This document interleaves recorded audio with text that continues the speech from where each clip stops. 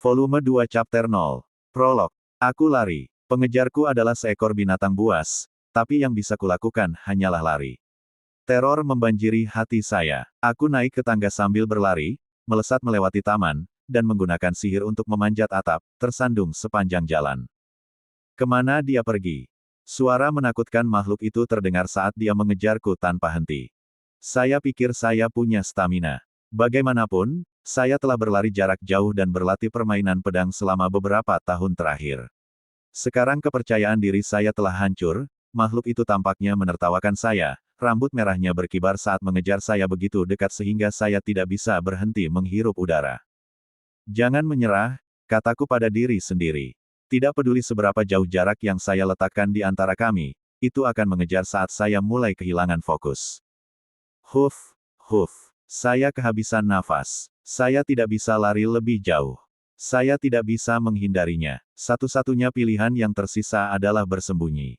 Aku mengerang dan merunduk ke dalam bayang-bayang tangga, di belakang tanaman hias. Suara booming makhluk itu menggema di seluruh manor. Aku tidak akan pernah memaafkanmu. Kata-kata itu membuat kakiku gemetar.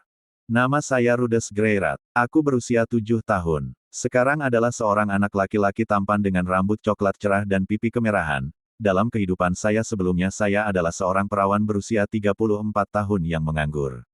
Seorang yang tertutup. Dalam kehidupan itu, saya melewatkan pemakaman orang tua saya, yang membuat saya diusir dari rumah. Ditinggal dalam keadaan putus asa, saya ditabrak truk dan meninggal. Tetapi oleh beberapa trik takdir, saya bereinkarnasi sebagai bayi dengan ingatan saya masih utuh. Saya sedikit lebih baik dari sampah sebelum saya meninggal, tetapi setelah melihat kesalahan cara saya telah bekerja keras untuk menjalani kehidupan yang layak selama 7 tahun terakhir. Saya telah belajar bahasa di sini, mempelajari sihir, dan berlatih permainan pedang. Saya memiliki hubungan yang baik dengan orang tua baru saya, dan bahkan berteman dengan masa kecil yang lucu dengan nama Sylvie. Tetapi agar Sylvie dan saya dapat bersekolah di sekolah yang sama, saya berkata bahwa saya akan bekerja untuk mendapatkan uang untuk biaya sekolah kami, jadi ayah saya mengirim saya ke sini ke Benteng Roa. Saya seharusnya menghabiskan waktu 5 tahun di sini, menghadiri studi majikan saya, Nyonya Muda, sebagai imbalan atas dukungan keuangannya. Dan itulah ceritanya sejauh ini. Keluar dari sini, aku akan menghancurkanmu. Petik 2. Kata-kata makhluk itu membuatku takut saat aku bersembunyi di bayang-bayang. Saya takut dengan personifikasi amarah ini, yang diwujudkan dalam bentuk tubuh wanita yang mungil. Apa yang terjadi? Anda bertanya. Mari kembali 1 jam yang lalu untuk menemukan jawabannya. Volume 2 Chapter 1. Bab 1. Kekerasan Nyonya Muda. Malam harinya saya tiba di Kota Roa. Desa Buena dan Kota Roa berjarak 1 hari perjalanan dengan bus, perjalanan 6 hingga 7 jam. Jarak yang tepat, tidak terlalu dekat atau terlalu jauh. Roa adalah kota yang hidup, salah satu yang terbesar di daerah ini. Hal pertama yang menarik perhatian saya adalah tembok benteng. Tembok kokoh, setinggi 7 hingga 8 meter, yang mengelilingi kota. Kereta kuda datang dan melewati gerbang raksasa. Saat pelatih kami melewatinya, saya melihat barisan kios pedagang. Hal pertama yang menyambut saya di dalam kota adalah kandang kuda dan penginapan. Kerumunan orang sibuk ke sana kemari, pedagang, warga kota, dan bahkan prajurit berbaju zirah. Itu benar-benar seperti sesuatu yang keluar dari novel fantasi. Aku melirik apa yang tampak seperti stasiun tunggu, tempat orang-orang duduk dengan banyak barang bawaan. Tentang apa itu? Aku bertanya-tanya. Ghislaine, tahukah kamu apa itu? Saya bertanya kepada orang yang bersama saya. Dia memiliki telinga dan ekor seperti binatang, dengan kulit coklat tua yang terlihat pada baju kulit tipisnya di petak lebar. Dia adalah pendekar wanita yang tinggi dan berotot. Ada 7 tingkatan dalam jurus Dewa Pedang dan Ghislaine Dedoldia berada di urutan ketiga dari atas, dengan keterampilan yang begitu mengesankan sehingga dia dikenal sebagai Raja Pedang. Dia akan menjadi orang yang mengajariku seni pedang. Dia seperti tuan kedua bagiku. Kamu, dia berbalik dengan kesal ke arahku. Apakah kamu mencoba untuk mengejekku? Dia merengut dengan ganas, dan aku melompat. Tidak, saya bertanya-tanya apa itu. Aku tidak tahu, jadi kuharap kau memberitahuku. Petik 2. Oh maaf. Itu yang kamu maksud. Dia melihat bahwa saya hampir menangis dan bergegas menjelaskan. Itu adalah ruang tunggu untuk kereta pos. Itu yang biasanya digunakan orang untuk bepergian antar kota. Opsi lainnya adalah membayar seorang penjajah untuk tumpangan. Petik 2. Saat pelatih melanjutkan perjalanan, Ghislaine terus menunjukkan setiap tempat dan menjelaskannya kepada saya. Itulah bengkel senjata, itulah pub, itulah salah satu cabang dari Adventurer Guild, dan bahwa tempat yang lebih baik ditinggalkan belum dikunjungi. Ghislaine memiliki wajah yang tegas, tapi dia baik hati. Suasana berubah saat kami melewati salah satu sudut jalan.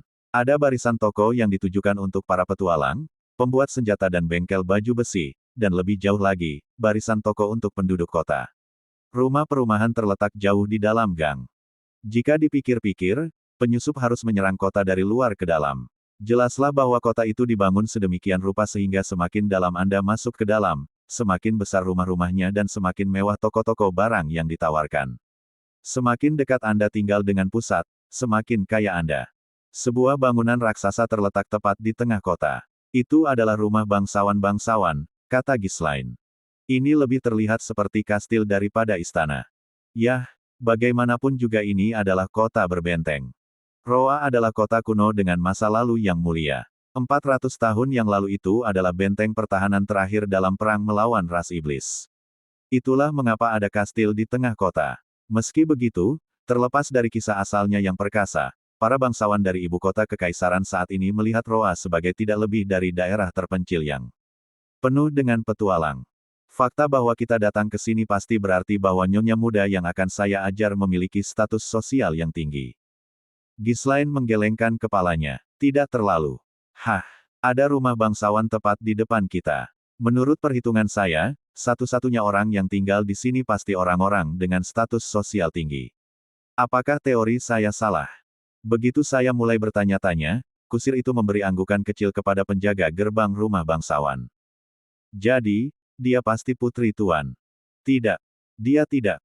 Tidak terlalu. Saya merasa ada makna tersembunyi di balik kata-katanya. Apa itu? Gerbong itu berhenti. Ketika kami memasuki manor, seorang kepala pelayan membawa kami ke apa yang tampak seperti ruang resepsi. Kami diarahkan ke dua sofa yang berbaris bersama. Ini akan menjadi wawancara pertamaku. Saya harus bersikap tenang. Silakan duduk di sana. Sementara aku duduk di atas sofa, Ghislaine dengan diam-diam menjauh dan berdiri berjaga di sudut ruangan. Aku yakin dia memilih tempat itu sehingga dia bisa mengamati seluruh ruangan, pikirku. Dalam kehidupan saya sebelumnya, saya akan mematoknya untuk seorang kutu buku sekolah menengah yang menonton terlalu banyak anime. Tuan muda akan segera kembali. Harap tunggu di sini sampai dia melakukannya. Petik 2.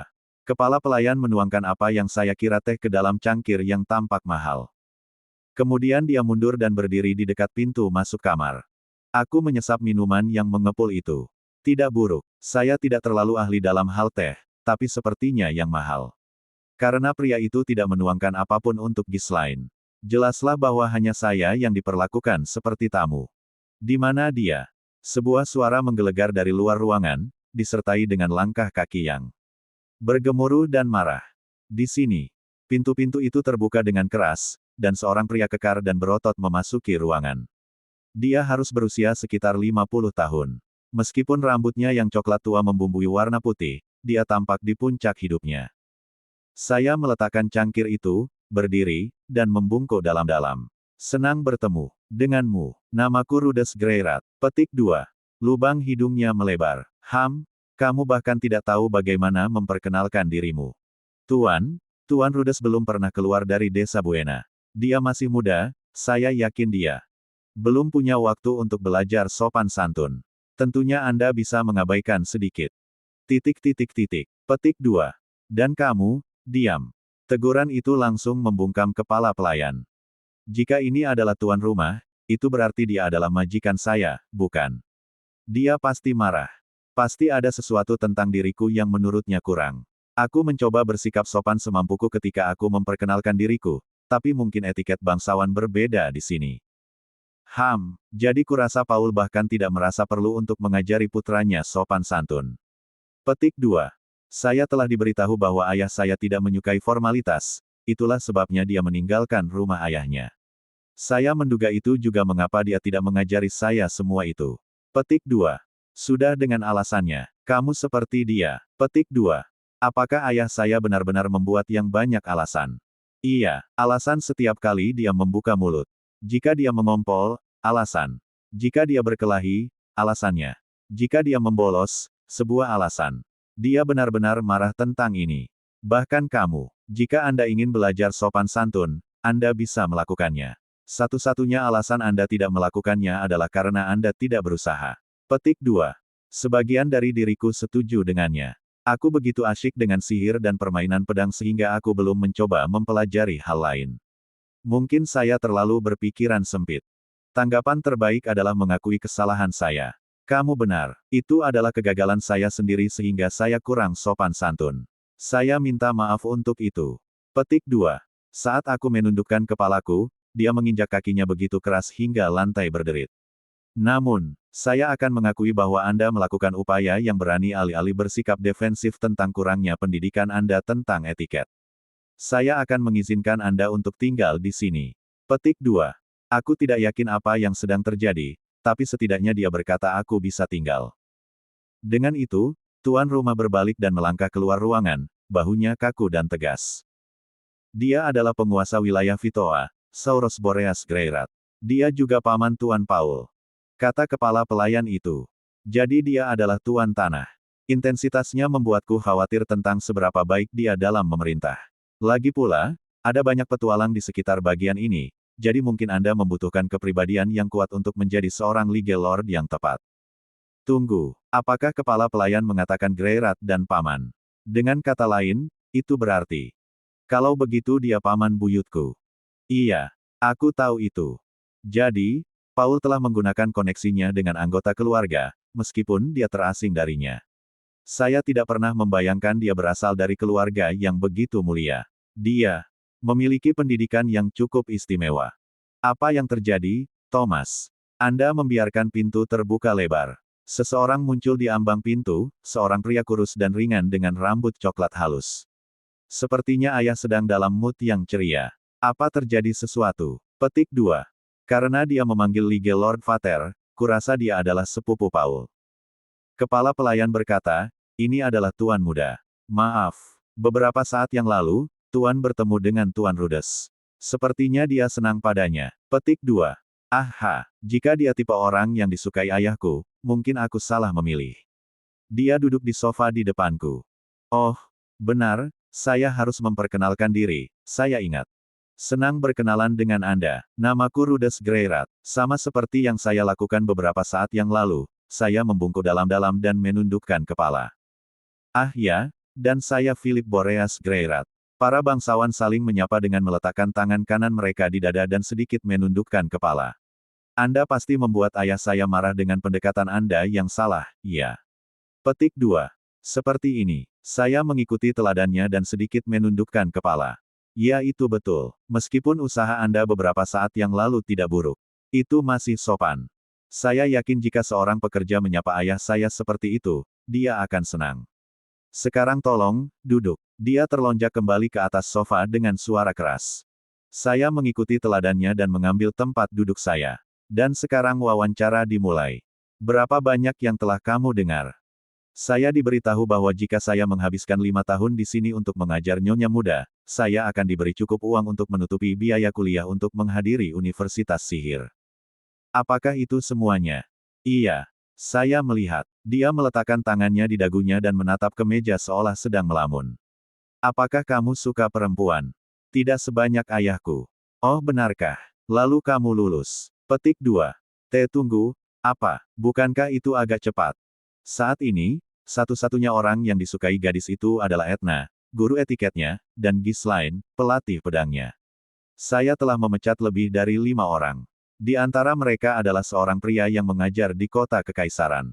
Saya mengerti dia menyiratkan bahwa hanya karena seseorang mengajar di kota kekaisaran tidak berarti mereka pandai dalam hal itu.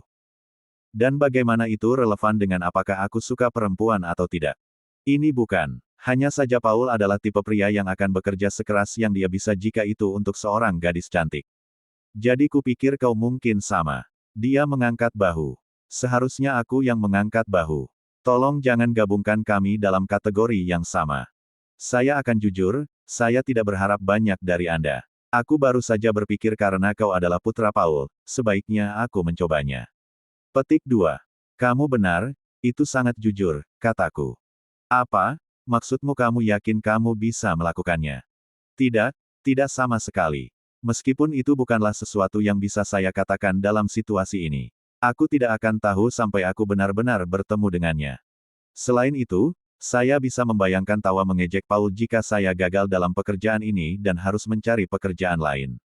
Aku tahu itu, kamu masih anak-anak, katanya. Ini bukan lelucon. Saya tidak akan mentolerir dipandang rendah oleh seseorang yang secara teknis lebih muda dari saya. Dengar, aku akan pergi menemuinya dan jika sepertinya dia akan memberiku masalah. Aku bisa mencoba menggunakan salah satu trikku. Ini adalah kesempatan untuk menggunakan beberapa pengetahuan dari kehidupan saya sebelumnya. Cara sempurna untuk membuat gadis manja dan nakal mendengarkanku. Sebuah tipuan. Maksud kamu apa?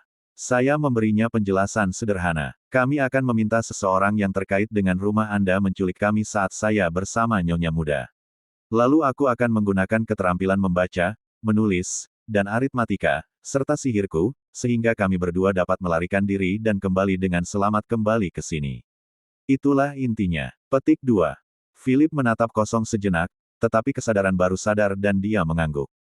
Dengan kata lain, Anda mencoba membuatnya belajar atas keinginannya sendiri. Menarik. Tapi apakah kamu yakin ini akan berhasil? Petik 2. Saya pikir ini memiliki kesempatan yang lebih baik untuk bekerja daripada orang dewasa yang memaksanya untuk bekerja.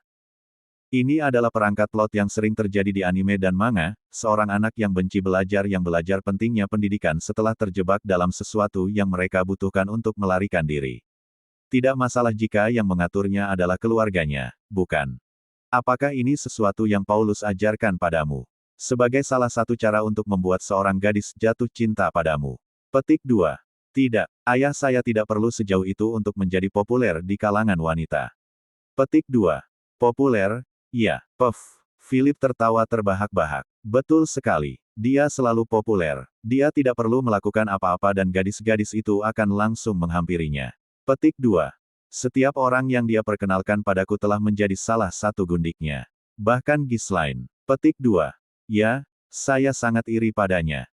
Aku khawatir dia mungkin akan menyentuh teman masa kecil yang kutinggalkan di desa Buena. Kecemasan melanda saya saat kata-kata itu keluar dari bibir saya. 5 tahun dari sekarang, Sylvie akan tumbuh pesat saat itu. Aku benci pulang ke rumah untuk mengetahui bahwa dia telah menjadi bagian dari harem ayahku. Jangan khawatir, Paul hanya tertarik pada wanita dewasa. Saat Philip mengatakan itu, dia menatap Ghislaine di sudut ruangan. Oh, saya menyadari apa yang dia maksud. Ghislaine pasti memiliki sosok yang sangat berkembang. Kalau dipikir-pikir, begitu pula Zenith dan Lilia. Apa yang begitu berkembang? Anda bertanya. Payudara mereka tentu saja. Kamu seharusnya baik-baik saja, ini hanya 5 tahun. Dia mungkin sudah dewasa, tapi aku ragu dia akan menjadi sebesar itu, karena dia memiliki darah peri di pembuluh darahnya.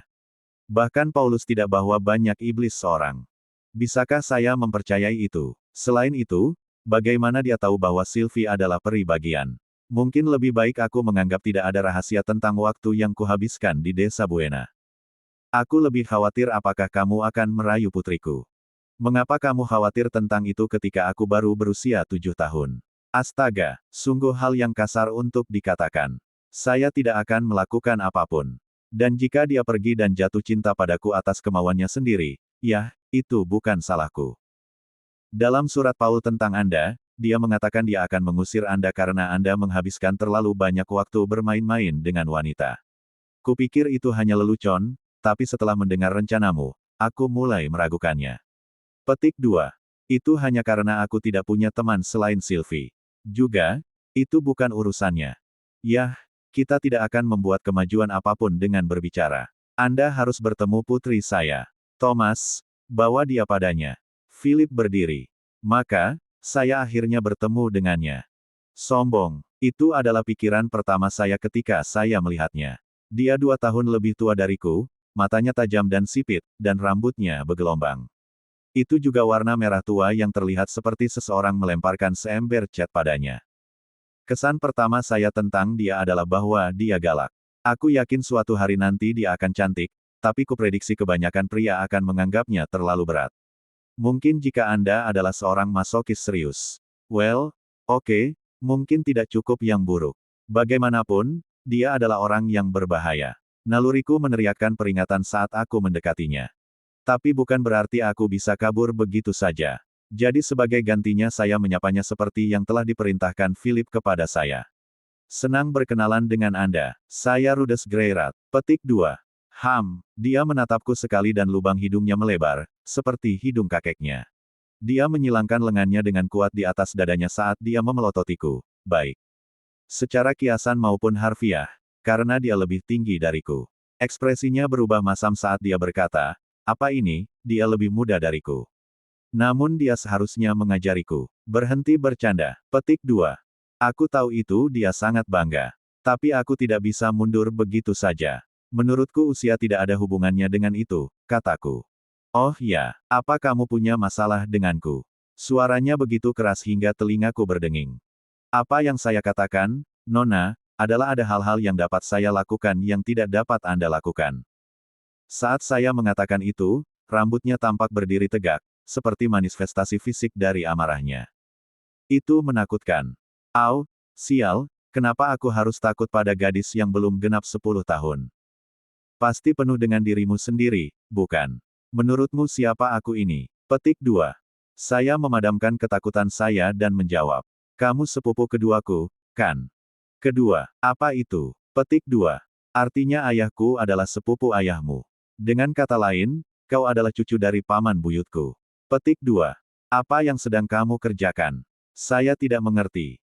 Mungkin itu bukan cara terbaik untuk mengatakannya. Mungkin sebaiknya aku memberitahunya bahwa kami berhubungan. Kamu pernah mendengar tentang Paul, kan? Tentu saja tidak. Oh baiklah. Itu tidak terduga. Rupanya, dia tidak tahu siapa dia. Bukannya penting bagaimana kita berhubungan. Lebih penting membuatnya berbicara. Lagi pula, saat Anda pertama kali memulai permainan video, cara terbaik untuk membangun hubungan dengan NPC adalah dengan berbicara dengan mereka berulang kali. Saat aku memikirkan itu, dia mengangkat tangannya dan menamparku. Hah, itu sangat mendadak. Dia baru saja menamparkan wajahku. Sedikit bingung, saya bertanya padanya, mengapa kamu memukul saya? Karena kau bertingkah begitu penuh dengan dirimu sendiri meskipun kau lebih muda dariku. Jadi itu dia. Pipiku masih terasa panas saat dia menamparku. Menyengat. Sakit sekali, pikirku. Kesan kedua saya tentang dia adalah bahwa dia kasar. Saya kira sepertinya saya tidak punya pilihan lain. Baiklah, kalau begitu aku akan mengembalikan isyarat itu. Apa? Saya tidak menunggu tanggapannya, saya hanya menamparnya. Memukul, itu bukanlah suara yang menyenangkan. Oh ya, mungkin itu lemah karena saya tidak terbiasa menamparkan orang. Tidak apa-apa. Setidaknya dia merasakan sakitnya, aku meyakinkan diriku sendiri. Sekarang, apakah kamu mengerti? Bagaimana rasanya ditampar? Itulah yang ingin saya katakan, tetapi dari sudut mata saya melihat rambutnya berdiri saat dia menarik tinjunya. Itu adalah pose yang sama persis dengan patung Nio, salah satu penjaga suci dan pemarah Buddha. Saat aku memikirkan itu, tinjunya melakukan kontak. Kakinya menangkap kakiku saat aku mulai tersandung. Lalu tangannya menghantam dadaku, memaksaku jatuh. Beberapa detik kemudian dia bertengger di atasku. Pada saat saya menyadari apa yang sedang terjadi, lengan saya terjepit di bawah lututnya. Haha, saya tidak bisa bergerak. Saya panik. Hei tunggu. Suara kekecewaan saya tenggelam oleh lolongannya. Menurutmu siapa yang baru saja kau angkat tangan? Aku akan membuatmu menyesal. Petik 2. Tinjunya menghampiriku seperti palu. Aduh, sakit. Tunggu, apa, tidak, hentikan. Petik 2. Aku menerima 5 pukulan sebelum aku berhasil menggunakan sihirku untuk kabur. Meskipun kakiku terancam akan tertekuk di bawahku, aku memaksakan diriku untuk berdiri dan membulatkan dirinya untuk melakukan serangan balik. Aku memukul wajahnya dengan gelombang sihir angin. Petik 2. Kamu tidak akan lolos begitu saja. Serangan saya telah melemparkannya, tetapi itu tidak menghentikannya bahkan untuk sesaat. Dia datang ke arahku dengan ekspresi setan di wajahnya. Saya menyadari kesalahan saya saat saya melihat ekspresinya. Dengan tersandung, saya lari untuk itu. Dia bukan tipe nyonya muda yang dulu biasa saya gunakan.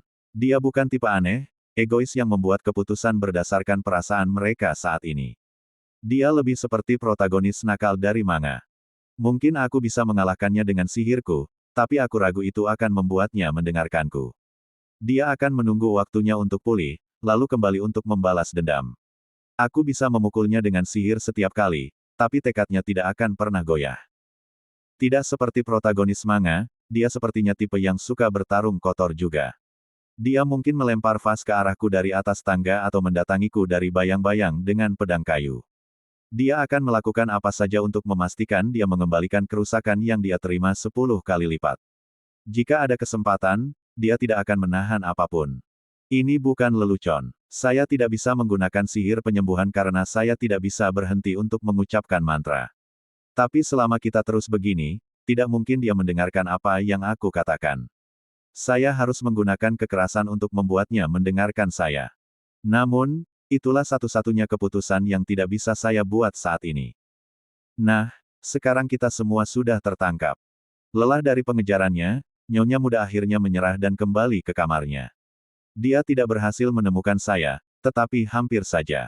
Saya merasa mati rasa ketika setan berambut merah itu melewati saya. Saya tidak pernah membayangkan saya akan mengalami menjadi protagonis film horor dengan cara ini.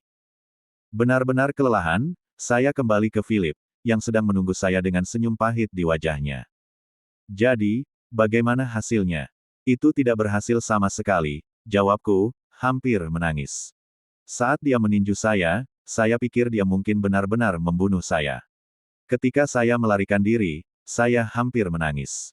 Sudah lama sekali aku tidak merasa seperti ini. Tetap saja, saya pernah mengalami ini sebelumnya. Bukan karena saya membawa trauma dengan saya atau apapun. Nah, kalau begitu mau menyerah.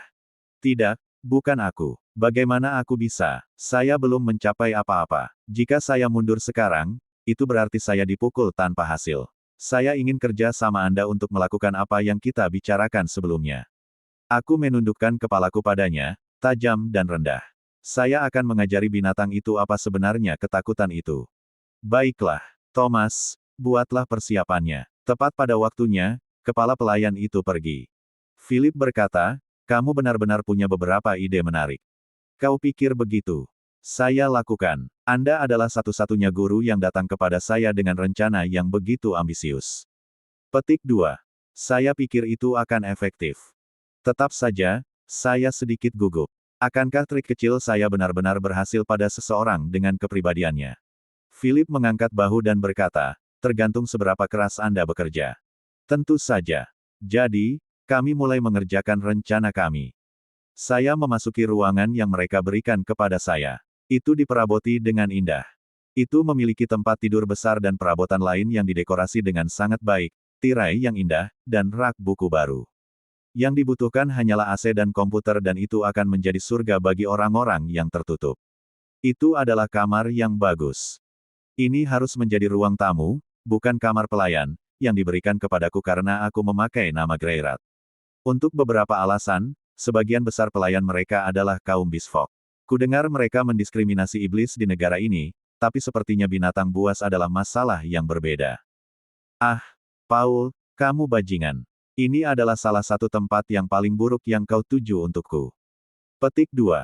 Aku tenggelam ke tempat tidur dan meletakkan kepalaku yang berdenyut-denyut di tanganku. Mungkin efek yang tersisa dari pukulan itu. Aku menggumamkan mantra untuk menyembuhkan lukaku. Setidaknya itu lebih baik dari apa yang terjadi di kehidupanku sebelumnya. Tentu, bagian di mana saya ditinju dan diusir dari rumah adalah sama.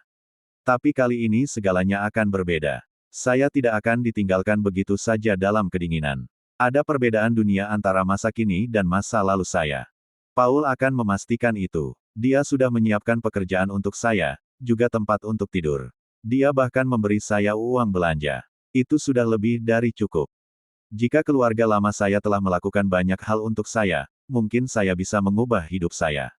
Jika mereka telah menemukan pekerjaan untuk saya, tempat tinggal saya, dan mengawasi saya untuk memastikan saya tidak melarikan diri. Tidak, itu tidak akan pernah terjadi. Saya berumur 34 tahun tanpa riwayat pekerjaan. Mereka meninggalkan saya karena tidak ada yang bisa mereka lakukan dengan saya. Bagaimanapun, saya ragu saya akan berubah bahkan jika mereka melakukan itu untuk saya. Saya mungkin tidak akan mencoba untuk mendapatkan pekerjaan sama sekali. Jika mereka mengambil komputer saya, satu-satunya cinta saya, dariku, saya mungkin akan berpikir untuk bunuh diri. Segalanya berbeda sekarang karena saya berbeda. Karena saya memutuskan untuk bekerja dan mendapatkan uang kali ini. Saya mungkin telah dipaksa ke dalam situasi ini, tetapi waktunya tepat. Mungkin aku salah paham tentang Paul. Tapi dia tidak harus mengirimku ke sini untuk menangani itu. Apa sih makhluk yang dipenuhi amarah itu? Selama 40 tahun hidup saya belum pernah melihat yang seperti itu sebelumnya. Mengerikan bukanlah kata yang tepat untuk itu. Itu kekerasan. Seperti panci presto yang meledak. Cukup buruk untuk memberi Anda PTSD. Saya mungkin akan sedikit mengompol. Sedangkan kebanyakan pedang Jepang memiliki sisi tumpul, dia seperti pedang bermata dua. Seperti sebotol racun yang tumpah kemana-mana.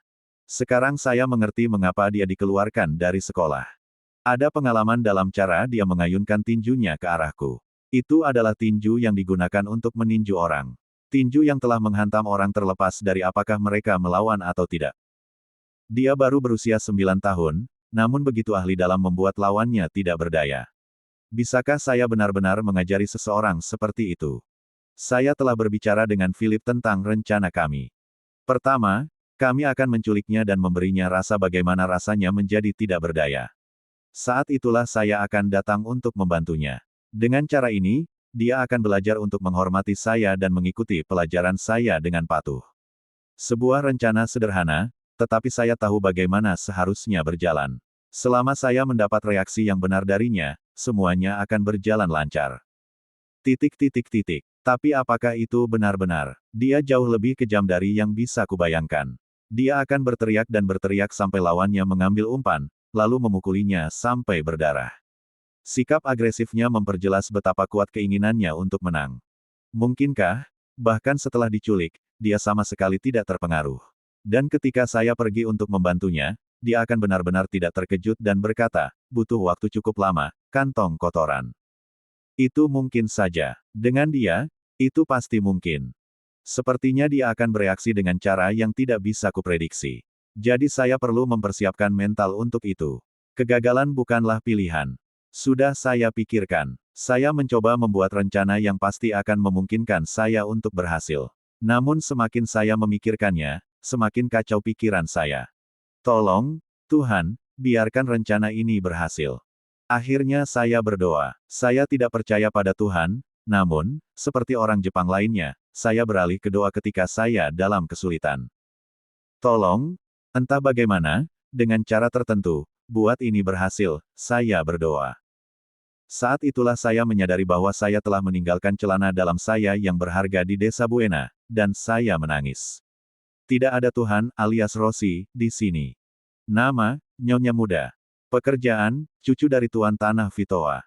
Kepribadian, garang. Jangan, dengarkan apa yang orang katakan. Membaca, menulis, bisa tulis namanya sendiri. Aritmetik, dapat menambahkan angka 1 digit. Magic, tidak ada petunjuk. Pagar, jurus Dewa Pedang tingkat pemula. Setara, bisa melakukan sapaan ala Boreas. Orang yang dia suka, kakek, Ghislaine. Bersambung.